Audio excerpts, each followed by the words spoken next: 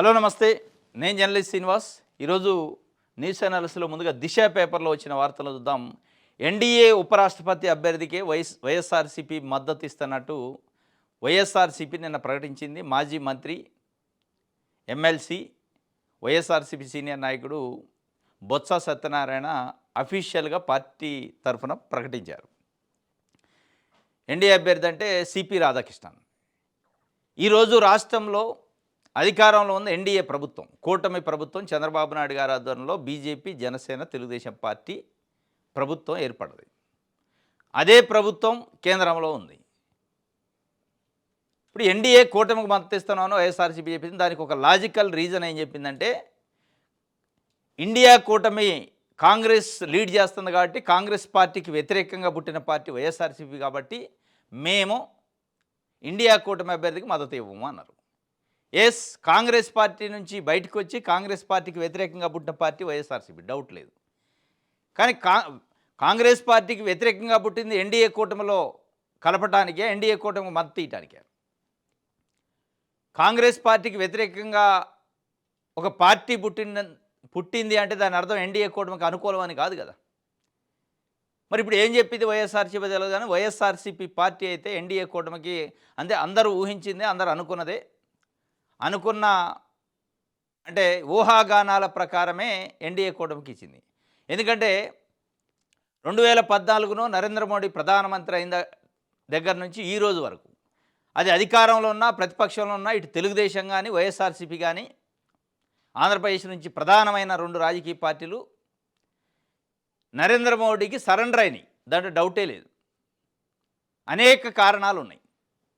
కేసులు కావచ్చు, రాజకీయ వ్యూహం కావచ్చు, రకరకాల కారణాలతోనే ఉన్నాయి. At the same time Jaganmohan Reddy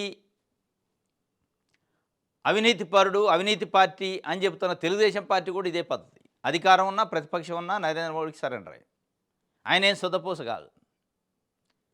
అసలు ఇప్పుడు కేంద్రంలో మొన్న హోంమంత్రి అమిత్ షా గారు పార్లమెంట్లో ప్రవేశపెట్టిన బిల్లు 30 రోజుల పాటు జైల్లో ఉంటే ముఖ్యమంత్రి అయినా, ప్రధానమంత్రి అయినా, మంత్రి అయినా పదవులు ఊస్ట్ అనేది, ఇది కేవలం చంద్రబాబు నాయుడు గారు, నితీష్ కుమార్ గారి కోసమే ప్రవేశపెట్టారట ప్రస్తుతానికైతే. భవిష్యత్తులో ఇంక వేరే వాళ్ళు ఉండొచ్చు. ప్రస్తుతానికి చంద్రబాబు నాయుడు గారు, నితీష్ కుమార్ గారు లేకుండా ఎన్డీఏ కూటమి లేదు. వీళ్ళు భవిష్యత్తులో ఏమన్నా ఎక్స్ట్రాల్ చేసే అవకాశం ఉంటుందని ముందే స్పేర్ పెట్టి చట్టం చేసి ఉంచుతున్నారు. ఇక ఆ చట్టంలో చంద్రబాబు నాయుడు ఇరుక్కుండు. ఆయన ఆల్రెడీ జైలుకు పోయిచ్చిండు.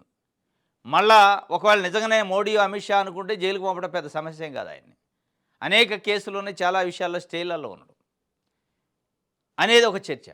మొత్తానికి ఇదే అదే. కానీ ఆంధ్రప్రదేశ్లో ఉన్న 2 ప్రధాన రాజకీయ పార్టీలు నరేంద్ర మోడీకి అడగకుండానే మద్దతు ఇచ్చే పరిస్థితికి వచ్చింది. ఇప్పుడంటే వైఎస్ఆర్సీపీని రాజ్నాథ్ సింగ్ స్వయంగా ఫోన్ చేసి అడిగిండు, వీళ్ళు మద్దతు ఇస్తానన్నారు. సరే, వాళ్ళ రాజకీయ పార్టీ, వాళ్ళ ఇష్టం, వాళ్ళు ఇచ్చుకోవచ్చు. కానీ ప్రజల కోణంలో మేము కాంగ్రెస్ పార్టీకి వ్యతిరేకంగా పుట్టినాం కాబట్టి ఎన్డీఏ కూటమి మద్దతు ఇస్తామంటే, ఎన్డీఏ కూటమికి మీరు కూడా ఇప్పుడు ఆల్రెడీ తెలుగుదేశం పార్టీ ఎన్డీఏ కూటమిలో ఉంది.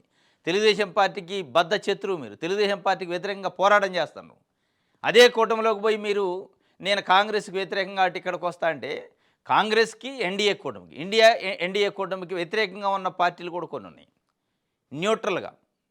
అట్లా ఉండొచ్చుగా, ఉండరు. కానీ వాళ్ళ రాజకీయ వ్యూహాలు, రాజకీయ అవసరాలు, వ్యక్తిగత అవసరాలు, కేసులు, 1,00,000.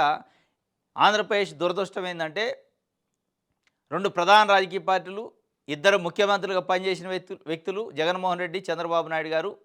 ఇక ఇందులో సీనియర్ నాయకుడు అని చెప్పే చంద్రబాబు నాయుడు గారైనా, జూనియర్ అయిన జగన్మోహన్ రెడ్డి గారైనా, ఇద్దరు బేషరతుగా ఎన్డీఏ కూటమికి, ఇంకా ముందుకు పోతే మోడీకి, అమిత్ షాకి సరెండరు.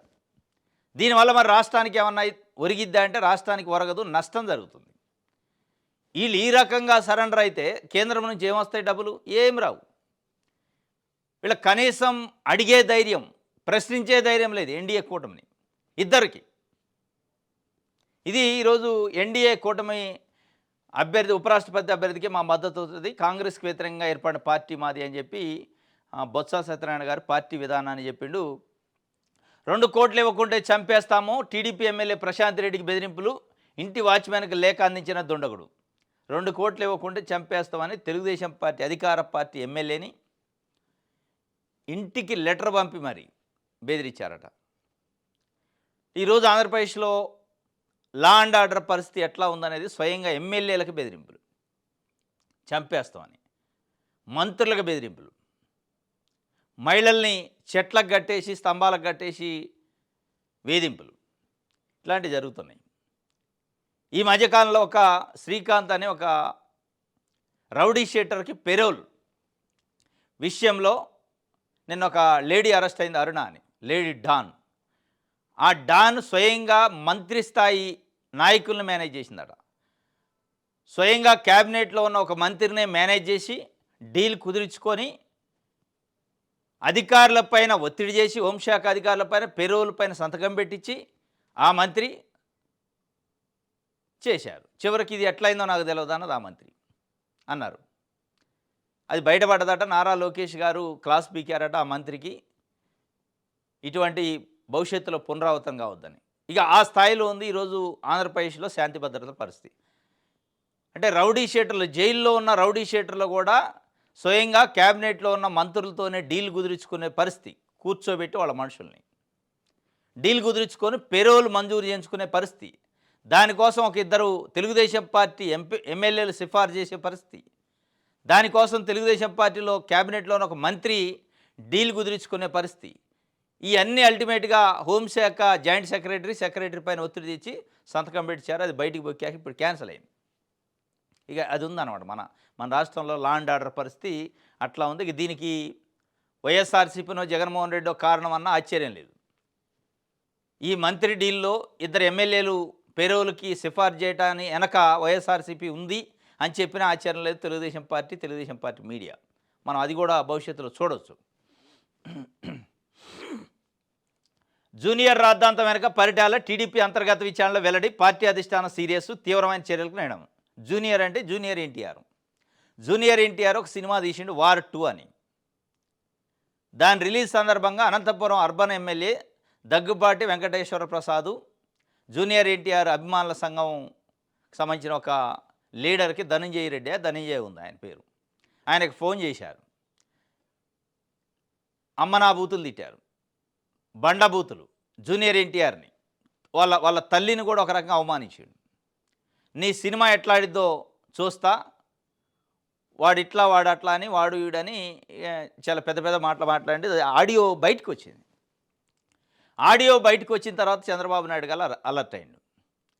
చంద్రబాబు నాయుడు గారు భయం ఏంది అంటే, జూనియర్ ఎన్టీఆర్ని తిట్టిండానో, జూనియర్ ఎన్టీఆర్ తల్లిని అవమానించడాని ఆయనకు పెద్ద బాధ ఉండదు, పార్టీకి డ్యామేజ్ అయ్యిద్ది. జూనియర్ ఎన్టీఆర్కి ఎక్కడ కోపం వస్తుందో, ఎక్కడ కన్నెర చేస్తే మనం భస్మం అయిపోతాం అనే ఒక బాధతోని ఆయన వెంటనే రియాక్ట్ అయ్యిండు. ఎట్లా అంటారు, పార్టీకి నష్టం చేకూర్చే మాటలు మాట్లాడితే ఉపేక్షించను అంటారు, సహించను అంటారు, సహిస్తూనే ఉంటారు, ఉపేక్షిస్తూనే ఉంటారు. అసలు దీని వెనకే ఏమి కుట్ర ఉందని ఆరాధిస్తే పరిటాల శ్రీరాము ఉన్నాడని తెలిసిందట. పరిటాల శ్రీరామే ఈ వ్యాఖ్యల్ని లీక్ చేయించింది అని చెప్పి. అంటే లీక్ చేయించింది పరిటాల శ్రీరామ. అసలు ఈ మాటలన్న వెంకటేశ్వర ప్రసాద్ కానీ, దగ్గుబాటి వెంకటేశ్వర ప్రసాద్ కానీ, పరిటాల శ్రీరామ్ కానీ, ఇంకొక ఆయన ప్రభాకర్ చౌదరి కానీ, వీళ్ళంతా ఒక సామాజిక వర్గం, అనంతపురం జిల్లాలో బలమైన సామాజిక వర్గం. నారా లోకేష్ గారి టీం మళ్ళీ వీళ్ళు. మన నారా లోకేష్ గారికి జూనియర్ ఎన్టీఆర్కి కొంత ప్రచ్ఛన్న యుద్ధం నడుస్తుంది అనేది బయట కామెంటు. మరి ఆయన ఏమైనా చేయించిండా?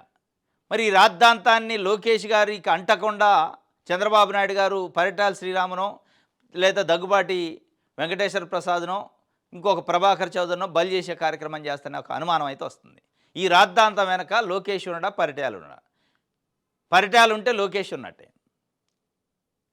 ఒకవేళ కొడుకు ఓవర్ రియాక్ట్ అయ్యి ఇట్లాంటివి చేస్తే నష్టం జరిగిద్దని ఇంటర్నల్గా క్లాస్ బీకి బయట వ్యక్తులపైన మోపుతున్నారు. మొత్తానికైతే జూనియర్ ఎన్టీఆర్ వివాదం తెలుగుదేశం పార్టీలో కుదిపింది. ఈ రాద్ధాంతం వెనక పరిటాలు ఉండడా అంటున్నారు. పరిటాల ఉండడా, నారా లోకేష్ గారు ఉండడా అనేది ఇక చెప్పాలి. ఇప్పుడు మొత్తానికి ఒక రకంగా భయంలో పడ్డాడు చంద్రబాబు నాయుడు గారు. ఇప్పుడున్న పరిస్థితులలో జూనియర్ ఎన్టీఆర్ని గదిలిచ్చి కెలుక్కుంటే తీవ్రమైన నష్టపోతాం. ఎందుకంటే కొడుకుని ఇప్పుడిప్పుడే ఎలివేట్ చేస్తాడు చంద్రబాబు నాయుడు గారు. కొడుకు ఎలివేట్ అయ్యి నరేంద్ర మోడీ, అమిత్ షాకి దగ్గరయ్యి ఏదో ఒక రకంగా ముఖ్యమంత్రి సీట్లో కూర్చోబెట్టాలని ఆయన తపన పడతాడు. ఈ పరిస్థితిలో జూనియర్ ఎన్టీఆర్ని గెలికితే ఆ జూనియర్ ఎన్టీఆర్ తెలుగుదేశం పార్టీలో ఇప్పుడున్న చాలామంది ఎమ్మెల్యేలను ఏమన్నా అటు ఇటు కుదిపిండు అనుకో అవుట్ పని. కాబట్టి దీన్ని అటు ఇటు చేసి మభ్యపెట్టే కార్యక్రమం ఉపేక్షించను, సహించను, తాట తీస్తా, తోలు తీస్తా అంటాను కానీ ఏం తీసుడు లేదు, ఉపేక్షించకుండా ఉండేది లేదు. అది పైన మాటలు ఉన్నాయి కానీ లోపల చేతలు లేవు. ఇది పరిటాల ఇగోది ఉపేక్షించను కొందరు ఎమ్మెల్యేలు తీరు తలనొప్పిగా మారింది. ఇన్ఛార్జి మంత్రులు వారిని నిలువరించాలి. తప్పు చేస్తే చట్టపరమైన చర్యలు తప్పు. మరి ఎవరు అడ్డుకుంటున్నారు? తప్పు చేస్తే చట్టపరమైన చర్యలు తప్పు అంటున్నారు. తప్పు చేసిన వాళ్ళు మంచిగానే ఉన్నారు.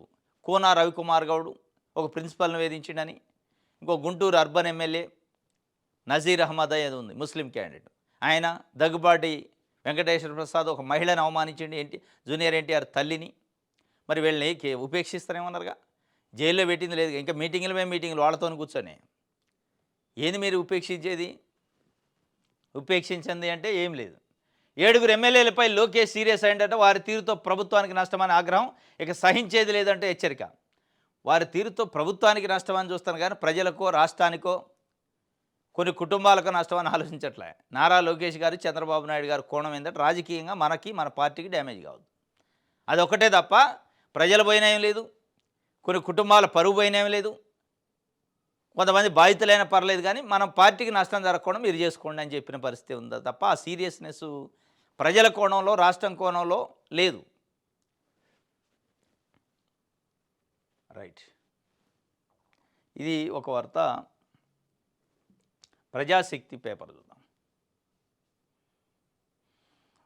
భూ పందారమే లక్ష్యం, నాలా రద్దు, ఆదానికి మరో 1200 ఎకరాలు, మంత్రివర్గ నిర్ణయాలు. నిన్న క్యాబినెట్ సమావేశం జరిగింది. ఆ క్యాబినెట్ సమావేశంలోనే కొంతమంది ఎమ్మెల్యేల పైన సీరియస్ అంటే ఎమ్మెల్యేల వ్యవహారం పైన ఇన్ఛార్జి మంత్రులకు చెప్పారు. అయితే అసలు ఈ క్యాబినెట్ దేనికి సమావేశమైంది? ఈ క్యాబినెట్ సూపర్ 6లో మిగిలిపోయిన ఆడబిడ్డనిదో, నిరుద్యోగ భృతో, యువగళంలో ఇచ్చిన హామీలో నెరవేర్చడానికి కూర్చున్నట్లేదు. అంబానీకి 1200 ఎకరాల భూమిని ఇవ్వాలా, ఇంకా కొంతమంది బడాబాబులకి, పెట్టుబడిదారులకి, పారిశ్రామికవేత్తలకి భూములు కట్టబెట్టాలా, పేదల నుంచి గుంజో, ప్రభుత్వం నుంచి తీసుకోను. దానికోసం కూర్చుంది ఆ క్యాబినెట్.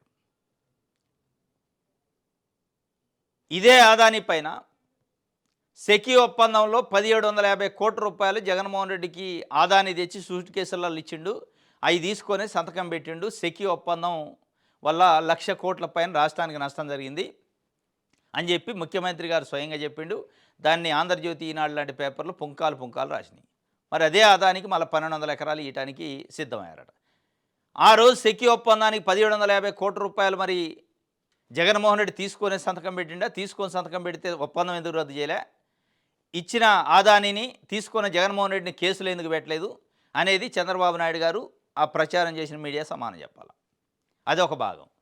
మరి ఈరోజు 1200 ఎకరాలు ఆగ మేఘాల పైన అదే ఆదానికి ఇవ్వడానికి చంద్రబాబు నాయుడు గారు స్వయంగా క్యాబినెట్ సమావేశం పెట్టి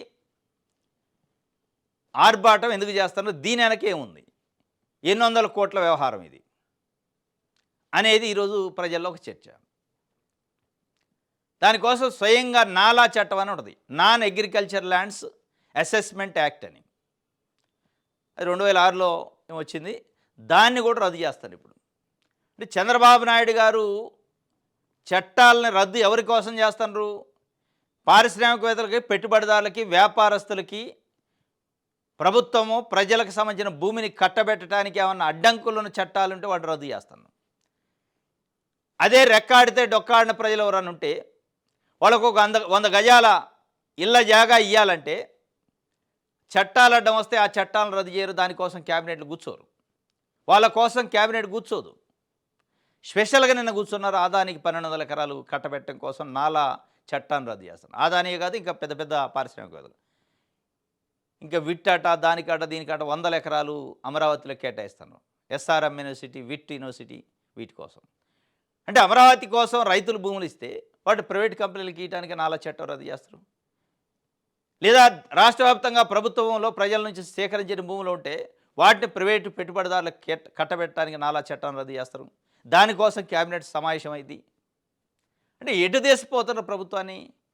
ప్రజలకు ఇచ్చిన హామీలో ప్రజల కోసం ఆ చట్టాలను మార్చాలి, చట్టాలను అమెండ్ చేయాలి, చట్టాలు కొత్తవి చేయాలి తప్ప పెట్టుబడిదారులకి, పారిశ్రామికవేత్తల కోసం చట్టాలు కొత్తవి చేయటం, పెట్టుబడిదారులకి పారిశ్రామికవేత్తలకు అడ్డం వస్తున్న చట్టాలని రద్దు చేయటం, దీనికోసం మీరు ప్రజాపాలన అంటారు. దీనికోసం మీకు ప్రజాపాలన ఇచ్చింది, దీనికోసం మీకు క్లియర్ మెజారిటీ ఇచ్చింది. ఇది మొత్తానికైతే పేదల భూముల్ని పెద్దలకి కట్టబెట్టడం కోసం క్యాబినెట్ కూర్చుంది నిన్న. పేదల భూముల్ని పెద్దలకి అప్పజెప్పటం కోసం, దానికోసం నాలా చట్టాన్ని రద్దు చేసింది. ఈ నాలా చట్టం రద్దుతోని ఎక్కడంటే అక్కడ ఎవరికంటే వాళ్ళకి భూములు ఇవ్వచ్చు. చంద్రబాబు నాయుడు గారు గతంలో ఒక స్లోగన్ ఇచ్చారు, రిలయన్స్ సంస్థకి ఎక్కడంటే అక్కడ ఎంత అంటే అంత భూమి ఇవ్వాలని క్యాబినెట్లో చెప్పారు. నిన్న కొలుసు పారసారథి ఐఎండ్పిఆర్ మినిస్టరు ఈ క్యాబినెట్ మీటింగ్ అయిన తర్వాత బయటకు వచ్చి చెప్పిండు, ఈజ్ ఆఫ్ డూయింగ్ బిజినెస్ అట. ఈజ్ ఆఫ్ డూయింగ్ బిజినెస్ అత్యధిక స్పీడ్గా కావడానికి నాలా చట్టాన్ని రద్దు చేసిన వాటి దాని అర్థం ఏంది, బిజినెస్ వచ్చేటోళ్ళు, బిజినెస్ చేయడానికి వచ్చేటోళ్ళకి భూములు ఎట్లా అంటే అట్లా కట్టబెట్టడానికి. ఈజ్ ఆఫ్ డూయింగ్ బిజినెస్ అంటున్నా కానీ ease of living poor people అంటలే. దానికోసం ప్రయత్నం చేయట్లే ప్రభుత్వం. ఇది భూసేకరణ, భూ పందేరమే లక్ష్యంగా 1200 ఎకరాలట పాపం. వాళ్ళకి 1200 ఎకరాలు ఆదానికి 1200 ఎకరాలు 33 ఏళ్ళు లీజుకి ఇవ్వడానికి ఒక ప్రయత్నం జరుగుతుందట. 12 అయితే 12,000 ఎకరాలు అయితే చూడాలి భవిష్యత్తులో. ఇంకోటి, పింఛన్ల తొలగింపుపై ఆగ్రహం, 2 వికలాంగులు ఆత్మహత్యాయత్నం. బాపట్ల సెల్ టవర్ ఎక్కి ఓ వికలాంగుడు నిరసన. పింఛన్ల తొలగింపుపై ఆగ్రహం. ఇప్పుడు ఇక్కడ పారిశ్రామికవేత్తలకి, బడాబాబులకి 100,000 ఎకరాలు కట్టబెట్టడానికి ఉన్న చట్టాలను రద్దు చేస్తారు, లేని చట్టాలను తీసుకొస్తారు. అక్కడ ఏ రూల్స్ అడ్డం రావు. ఇక్కడ పేదోడు రెక్కాడితే డొక్కాడిని వికలాంగులు తీసుకునే పెన్షన్ల పైన కత్తి కట్టి వాళ్ళ మెడకాయలకు వస్తారు, గొంతుకు వస్తారు. ఏంటంటే రూల్స్. అనర్హులకి ఎట్లా ఇస్తారు పెన్షన్? ఎన్ని వేల కోట్లు ఇస్తాను నువ్వు అనర్హులకి? ఎవడుండి అనర్హులకి ఇన్ని రోజులు ప్రభుత్వాలు ఎట్ట ఇచ్చినాయి? అనర్హులు అనే ఒక ముద్దరేసి ఆ పేరుతోని పెన్షన్లు తగ్గియాలనే ఒక కార్యక్రమం జరుగుతుంది. ఇవో కర్రలు పట్టుకొని 2 కాళ్ళు లేని వాళ్ళు ఇక్కడ కనపడతారు క్లియర్గా. వీళ్ళు అనర్హులు ఎట్టయితారు? కళ్ళకు కనపట్లా మీకు? కళ్ళు లేని కబోదులా, మనుషులా, పశువులా? అక్కడున్న ఈ తొలగించే అధికారులైతే, నాయకులైతే ఏ రకంగా మీరు అనర్హులు అనే పేరుతోని పేదోళ్ళు, వికలాంగులు కళ్ళకు కనపడుతుంది. కళ్ళుంటే, కళ్ళు ఉన్నోళ్ళు ఎవరైనా ఉంటే అధికారులు కానీ, ఎమ్మెల్యేలు కానీ, ఎంపీలు కానీ, రూలింగ్ పార్టీ మంత్రులు కానీ చూడాలి. వాళ్ళని రోడ్డు ఎక్కిస్తారా మీరు? మీ విజను, మీ ముందు చూపు, మీ అనుభవం, మీ ప్రజాపాలన అంటే ఇదా?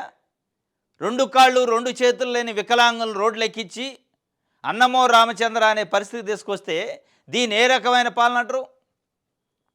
దీనికోసం మీరు ప్రభుత్వాలు ఏర్పడది, దీనికోసం పెట్టాలి క్యాబినెట్ సమావేశం పెడితే గిడితే. వీటి కోసం కదా మీరు మాట్లాడాల్సింది క్యాబినెట్లో. దేనికోసం మాట్లాడుతున్నారు అంటే పెద్దలకు భూములు కట్టపెట్టడానికి, పేదల భూముల్ని. అదే పేదోడు కాడికి వస్తే ఒక 2,000 పెన్షన్ వస్తే లేదు నువ్వు అనర్హత ఉంది, భూతద్దం పెట్టి చూస్తున్నారు. అర్హతలు, అనర్హతలు. వేల వందల ఎకరాలు బడా పెట్టుబడిదారులు కట్టబెట్టి వాడు కంపెనీ పెట్టడం మను లేదు, అమ్ముకొని పోయినా కానీ పడుచుకున్నాడు లేడు. ఇది మీ పాలన. ఇది మొత్తానికైతే పెన్షన్ల తొలగింపైన ఆగ్రహం వ్యక్తం చేశారు పాపం. వికలాంగుడు నాగార్జునట చికిత్స పొందుతుండు, సెల్ టవర్లు ఎక్కారు, కొంతమంది రోడ్లు ఎక్కారు. వీళ్ళు క్లియర్ కనపడుతున్నాయి, వాళ్ళకి కాళ్ళు లేనోళ్ళు, చేతులు లేనోళ్ళు రకరకాలుగా.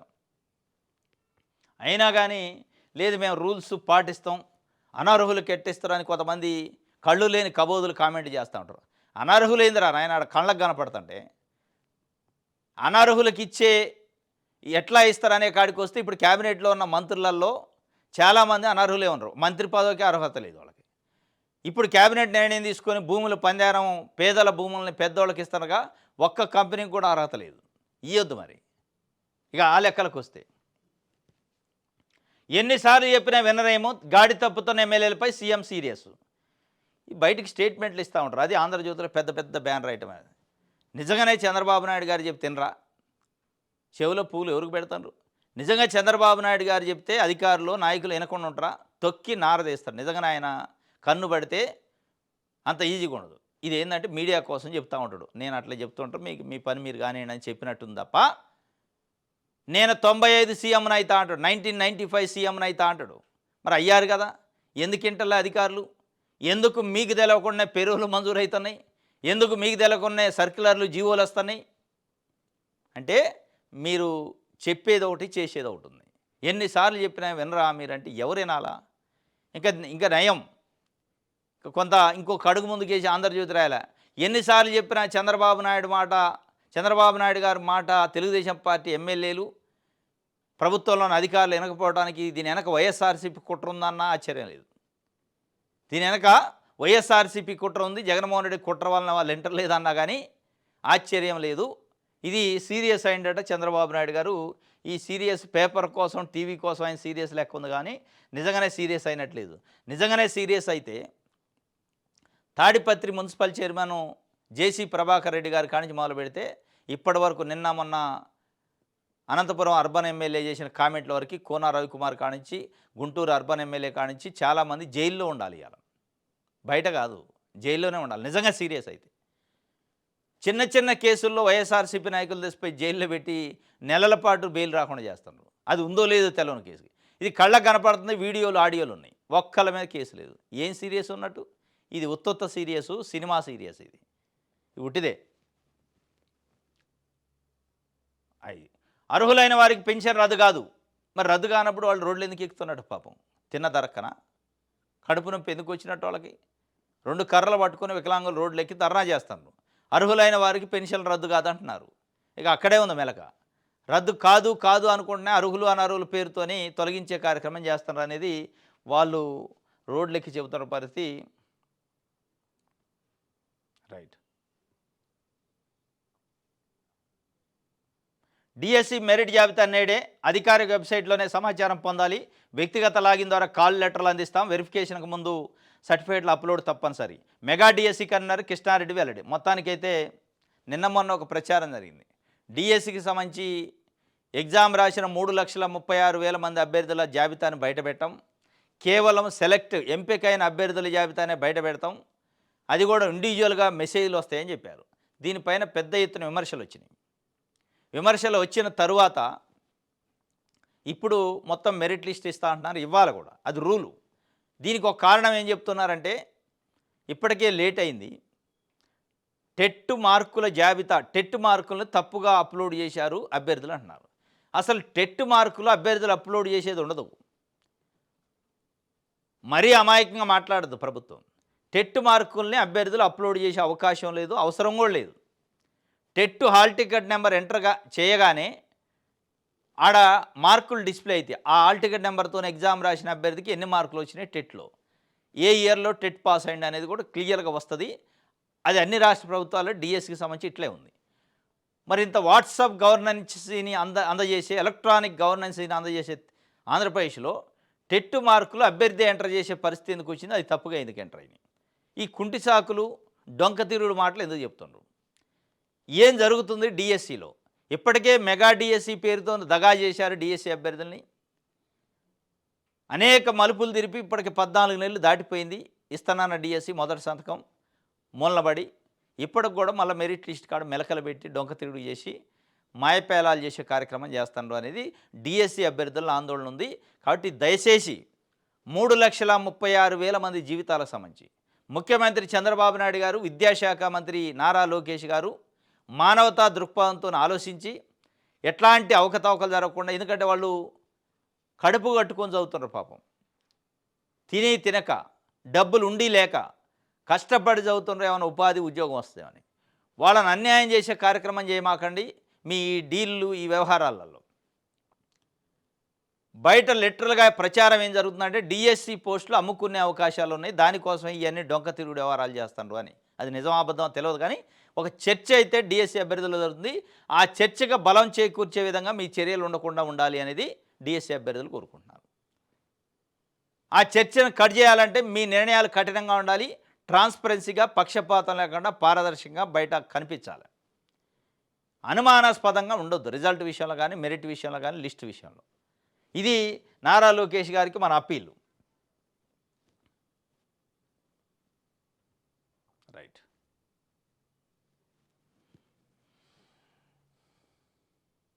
ఆంధ్రప్రభ కల్తీ నకిలీల అడ్డా, గుంటూరు కేంద్రంగా అగ్రి మాఫియా, 20,000 కోట్ల టర్నోవర్, 400 సంస్థల గేమ్ ప్లాన్, తనిఖీల పేరుతో మామూలు వేట, అగ్రి అధికారుల అడ్డగోలు దందా, నిషేధిత పురుగుల మందుల బహిరంగంగా అమ్మకాలు, ప్రభుత్వ హెచ్చరికలు బేఖాతరు, అగ్రి మాఫియాతో అన్నదాతల జీవన్మరణ పోరాటం. కల్తీ నకిలీలకు గుంటూరు కేంద్రంగా మారిందట. అగ్రి మాఫియా గుంటూరు అడ్డా. ఇది ఇప్పుడు కాదు, చాలా సంవత్సరాల నుంచి నడుస్తుంది. ప్రతిసారి సీజన్ రాగానే, వర్షాకాలం సీజన్ వస్తాయంటే వ్యవసాయ శాఖ మంత్రి, వ్యవసాయ అధికారులు, ప్రభుత్వంలో ఉన్న పెద్దలు మాట్లాడుతూ ఉంటారు. నకిలీ ఇత్తనాలు సరఫరా చేస్తే కఠినమైన చర్యలు ఉంటాయి, ఉక్కు పాదంతో అణిచేస్తామంటారు. మాటలే, చేతలు ఉండవు. నకిలీ ఎరువులు, మందులు తయారు చేస్తే కఠినమైన చర్యలు, ఉక్కు పాదం అంటారు. ఆ ఉక్కు పాదం ఉండదు, అసలు పాదం ఉండదు, ఏ పాదం ఉండదు. అదే నకిలీ, అదే కల్తీ, అదే దందా, అదే అడ్డా నడుస్తూనే ఉంటుంది. అక్కడ ఉన్న అధికారుల కళ్ళతో చూస్తూనే ఉంటారు, ఎమ్మెల్యేలు చూస్తారు. ఆ కామెంట్లు ఉక్కుపాదం మోపుతా అన్న నాయకులకు కూడా తెలుసు దందా అడ్డా నడుస్తుందని, మాఫియా నడుస్తుందని. ఈ మాఫియాలో బలైపోయి నలిగిపోతున్నారు, జీవితాలు ఆవిరైపోతున్నాయి రైతులు. పాపం నకిలీ విత్తనాలు, నకిలీ ఎరువులు, కల్తీ విత్తనాలు, కల్తీ ఎరువులు, వీటిని కంట్రోల్ చేయాల్సిన, ఉక్కుపాదం మోపాల్సిన ప్రభుత్వం నిమ్మక నీరెత్తినట్టు ఉంటుంది. దీనిపైన కేవలం ప్రెస్ మీట్లకి, ప్రెస్లకి, టీవీలలో చెప్పడానికి ఉంటున్నాయి తప్ప చేతలలో లేవు. ఇది గుంటూరుకు సంబంధించి మంత్రుల క్లాస్ అట. ఈ ఉట్టిటి క్లాసు, ఇది క్లాస్ పీకినమని చెప్పుకోవడానికి క్లాస్ తప్ప ఉట్టిదే. దీంట్లో క్లాసు లేదు, మన లేదు. చంద్రబాబు నాయుడు గారు 45 సంవత్సరాల రాజకీయ జీవితం, 4సారి ముఖ్యమంత్రి. ఆయనే నమ్మడు. అట్లాంటిది మంత్రుల క్లాస్ పీకే దాకా వచ్చిందంటే క్లాసు ఉత్త క్లాసే. అక్కడ దాకా రాదు. నిజంగానే ఆయన కమిట్మెంట్ ఉంటే, ఆయన నిజమైన సీరియస్నెస్ ఉంటే అక్కడ దాకా రాదు. రైట్. ఇది ఆంధ్రప్రభ, సాక్షి పేపర్. దారి మళ్ళిన యూరియా, దారి మళ్ళిందట యూరియా. యూరియా కాళ్ళు చేతులు ఉండవు దారి మళ్ళటానికి. దారి మళ్ళించారు. దారి మళ్ళించిన యూరియాని దారి మళ్ళించారు. దారి మళ్ళించింది ఎవరు? అధికార పార్టీ నాయకులు. వాళ్ళకు సంబంధించిన ఎరువుల షాపులు ఫుల్ ఉన్నాయి. కానీ కోఆపరేటివ్ సొసైటీలు, మార్క్పేడ్లు, రైతు భరోసా కేంద్రాల్లో నిల్లు బోర్డు ఉంది. ఇక్కడ నిల్లు బోర్డు, అక్కడ ఫుల్ బోర్డు ఉండటానికి కారణం ఏంటి అంటే కృత్రిమమైన కొరత సృష్టించారు. దారి మళ్ళించారు. దారి మళ్ళల యూరియా. అధికారాన్ని అడ్డం పెట్టుకొని అధికార పార్టీ నాయకులే దారి మళ్ళించి వాళ్ళకి సంబంధించిన వాళ్ళ బంధువులో, వాళ్ళదో బిజినెస్ సెంటర్లు ఉంటే వాళ్ళ గూడములు నిండినాయి, వాళ్ళ కడుపులు నిండినాయి. ఇలా పేద రైతులు కాళ్ళ చెప్పులు అరిగేదాకా తిరగాల్సి వస్తుంది యూరియా బస్తాల కోసం. రైతులకు ఆసరాగా ఉండాల్సిన కోఆపరేటివ్ సొసైటీలు, మార్క్పేడ్ సెంటర్లు, డిసిఎంఎస్ సెంటర్లు, వీళ్ళేమో నిల్లు బోర్డులు ఉన్నాయి. ఇది సరైన సమయంలో ఎరువు దొరక్క అష్టకష్టాలు పడుతున్న అన్నదాతలు, ప్రైవేటు దుకాణాలకు కొంత, ఇతరత్ర వ్యాపారులకు మరికొంత మళ్లింపు, సొసైటీలకు రావాల్సిన లోడ్లు టీడీపీ నేతల గోడౌన్లకు. ప్రభుత్వం చెబుతున్న దానికి క్షేత్రస్థాయి పరిస్థితికి పొంతనే లేదు. రాష్ట్రంలో ప్రస్తుతం 6,45,000 టన్నుల నిల్వలు ఉన్నాయంటున్న ప్రభుత్వం. ఇందులో సొసైటీలు, ఆర్ఎస్కేలు, మార్క్పేడ్ వద్ద ఉన్నది 1,20,000 టన్నులు మాత్రమే. మిగతా అంతా ప్రైవేట్ హోల్సేల్, రిటైల్ వ్యాపారుల వద్దే బ్లాకు. చోద్యం చూడటం మినహా ఏమీ చేయలేకపోతున్న అధికార గణం. అందువల్లే ఆర్ఎస్కేలు, సొసైటీల్లో నో స్టాక్ బోర్డులు. ఇదే సాకుతో బహిరంగ మార్కెట్లో నిలువు దోపిడీ. నీట మునిగిన పంటను కాపాడుకునేందుకు అధిక ధరలతో కొనుగోలు. గత ప్రభుత్వంలో ఎలాంటి పరిస్థితి లేదని రైతుల ఆవేదన. ఇది కథ. దారి మళ్లిస్తున్న యూరియా. తెలుగుదేశం పార్టీ నాయకులు దారి మళ్లిస్తున్నారట, వాళ్ళ గోడౌన్లోకి పోతున్నాయట. దీనిపైన ఒక్క పేపర్ రాయాలి ఈరోజు వార్త. ఆంధ్రజ్యోతి, ఈనాడు పేపర్ అయితే అసలు ఇది వార్తే కాదు, వాళ్ళు రైతులే కాదు, వాళ్ళు పడే కష్టాలే కాదు అన్నట్టు పట్టించుకోలే. ఇదనమాట. బాబు సర్కార్దే ఈ పాపం. హోంమంత్రి అనిత ఒత్తిడితోనే శ్రీకాంత్కు పేరోలు. తొలుత తిరస్కరించిన హోంశాఖ జాయింట్ సెక్రటరీ, అయినా పేరోలు కావాల్సిందేనని పట్టుబడిన టీడీపీ ఎమ్మెల్యే శ్రీకాంత్ సన్నిహితురాలు అరుణతో హోంమంత్రి డీల్ కుదిరించిన వైనం. డీల్ ఓకే కావడంతో స్వయంగా నోట్ ఫైల్పై సంతకం చేసిన అనిత తప్పని పరిస్థితుల్లో పేరోలు మంజూరు చేస్తూ ఉత్తర్వులు జారీ చేసిన హోం సెక్రటరీ. ఇదే హోం సెక్రటరీ పైన, జాయింట్ సెక్రటరీ పైన నాకు తెలియకుండా మీరు పేరోలు ఎట్టేస్తారని హోంమంత్రి సీరియస్ అయ్యారు. కానీ డీల్ కుదిరిందట. డీల్ కుదిరాకనే తప్పనిసరి పరిస్థితుల్లో ఒత్తిడి తెచ్చిందట. ఇదే అనమాట. బాబు సర్కార్దే ఈ పాపం అంటే మరి ఈ పాపం వెనక జగన్మోహన్ రెడ్డి ఉందని చెప్పిన ఆశ్చర్యం లేదు. ఇదే ఆంధ్రజ్యోతి, ఈనాడు లేతే అనిత గారు మనం భవిష్యత్తులో అది కూడా చూడాల్సింది. ఎస్ఆర్ఎం వీటికు చెరో 100 ఎకరాలు అమరావతిలో అదనంగా భూములు ఇచ్చేందుకు కేబినెట్ గ్రీన్ సిగ్నల్. కేబినెట్ ఇక్కడ ఎస్ఆర్ఎంలకు వీటిలకు 100 ఎకరాలు ఇవ్వడానికి గ్రీన్ సిగ్నల్ ఇస్తుంది. కానీ ఇక్కడ దివ్యాంగులు ఉంటే పాపం వాళ్ళని అనర్హత పేరుతో తొలగిస్తుంది. అనర్హులు అనే పేరుతోని కాళ్ళు లేవు, చేతులు లేవు తెలుస్తుంది, కనపడుతుంది. నువ్వు అనర్హుడు అంటారు. ఎట్లా ఉందంటే ఇది బతికి భూమి మీద తిరుగుతున్న మనిషిని నువ్వు లేవు, చచ్చిపోయినావు అన్నట్టుంది. కళ్ళకు కనపడుతుంది దివ్యాంగుడని, నువ్వు అనర్హుడివి, నీకు రాదు అనే పద్ధతిలో ఇక్కడేమో వాళ్ళకు 100 ఎకరాలు సంతర్పణ చేయడానికి అయితే చేతులు వస్తున్నాయి. వచ్చే పెన్షన్ని తొలగించడానికి మరి మనసు ఎట్ట వస్తుందో చంద్రబాబు నాయుడు గారి ప్రభుత్వానికి అర్థం కావట్లే. రైట్, ఇది ఒక వార్త.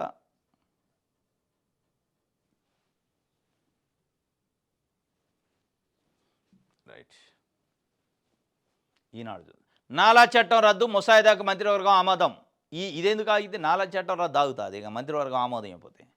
అది అవసరం. ఇప్పుడు చంద్రబాబు నాయుడు గారు బడాబాబులకి భూములు కట్టబెట్టాలి. ఆ కట్టబెట్టే దాంట్లో మరి వెనకాల ఏముందో తెలియదు. కానీ మొత్తానికైతే మేఘాల మీద ప్రభుత్వాన్ని కూర్చోబెట్టండి, కేబినెట్ కూర్చోబెట్టి హడావుడిగా ఆమోదం తెలిపారు చట్టం రద్దు చేయడానికి. ఎరువులు ఏమైనట్టు ఏమైనా తెలుగుదేశం పార్టీ నాయకులు గూడెంలోకి పోయినాయట. ఎరువులు ఏమైనట్టు అని ఎవరిని అడుగుతున్నది ఈనాడు? మీరు అడగాల్సింది తెలుగుదేశం పార్టీ నాయకుల్ని, చంద్రబాబు నాయుడు గారిని. ఏమైనట్టు సార్ 6,45,000 టన్నుల ఎరువులు వస్తే ఎటుపోయినాయి అని అడగాల. మన పార్టీకి సంబంధించిన నాయకుల గూడెంలోకి పోయినాయట, బ్యాడ్ నేమ్ వస్తుందని చెప్పండి. ఏమైనట్టు అని ప్రజల్ని అడిగితే ప్రజలు ఏం చెప్తారు? పాపం రైతులు ఏం చెప్తారు? ఏమైనట్టు అనడానికి ఇక రాష్ట్రానికి కోటా మేరకు వచ్చినట్టు గణాంకాలు పిఎస్సిఎస్లు, డిసిఎంఎస్లు, ఆర్ఎస్కేల్లో నిల్వలు నిల్లు. మార్కెట్లో బస్తాకు 200 వరకు అధికం. పక్కదారి పడుతున్న కఠిన చర్యలు కరువు. ఎందుకంటే కఠిన చర్యలు మనం అధికారంలోకి వచ్చింది దానికోసమే కదా. రైట్, ఇది ఈనాడు. ఇది ఈరోజు న్యూస్ అనాలిసిస్. రేపు తాజా వార్తలతో తిరిగి కలుసుకుందాం. Thank you.